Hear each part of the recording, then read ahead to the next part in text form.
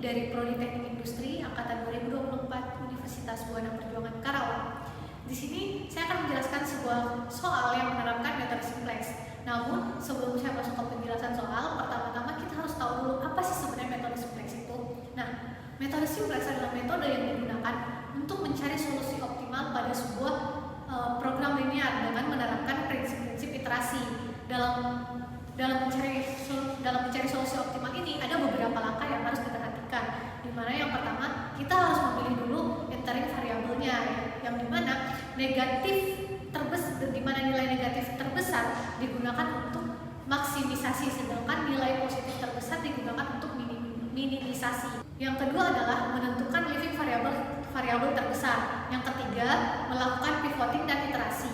Yang keempat adalah setelah menemukan nilai negatif, non negatif atau maksimal atau nilai non positif atau minimal, maka nilai tersebut sudah optimal, seperti itu. Nah, untuk penjelasan lebih lanjut kita masuk ke contoh soal. Di sini saya mempunyai soal yang sudah tertera di papan, dimana soalnya yaitu memaksimumkan f sama dengan 8x ditambah 2x2 dikurang 10x3, dan kendalanya adalah x1 ditambah x2 dikurang 3x3 lebih besar sama dengan 6, 4x1 dikurang x2 ditambah 2x3 lebih besar sama dengan 7, dan x1, x2, x3 lebih besar sama dengan 0. Nah, yang pertama kali kita lakukan adalah membuat tabel simplex awal seperti yang ada di papan.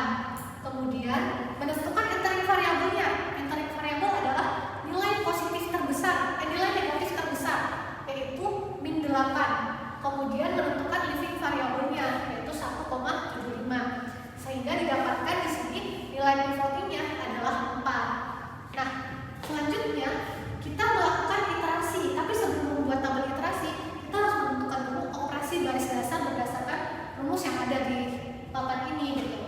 Nah, contohnya kita lihat di X1 Z min 8 tambah 8 dikali 1 sama dengan 0. Nilai 0 ini dimasukkan ke tabel iterasi X1 Z.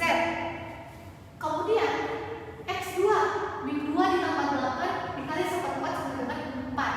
Kita masukkan ke tabel, dan seperti itu sampai seterusnya.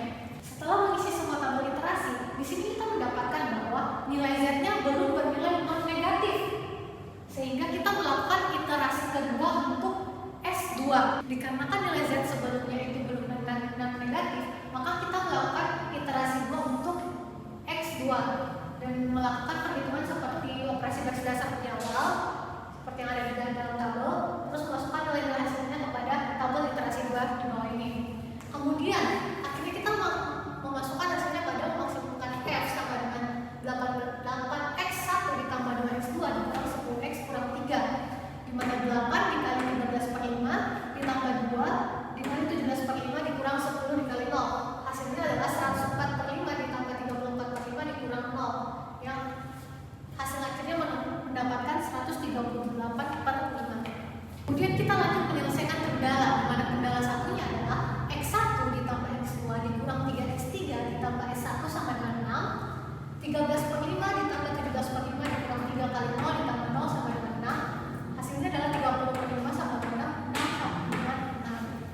Dan kemudian masuk ke kendala 2, 4x1 dikurang x2 ditambah 2x3 ditambah x2 sama dengan 7, 4 dikali 13/5 dikurang 17/5 dikurang 2 kali 0 ditambah 0 sama dengan 7. Hasilnya adalah 35/5 sama dengan 7, sehingga didapatkan 7 sama dengan 7.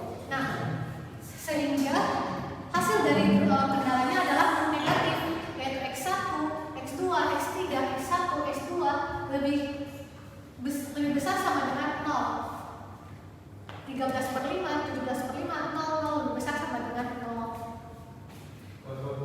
Seperti itu, sehingga didapatkan bahwa solusi optimalnya itu 1. Nah, itu tadi penjelasan dari saya. Kurang lebihnya mohon dimaafkan. Terima kasih. Assalamualaikum warahmatullahi wabarakatuh. Ketekkan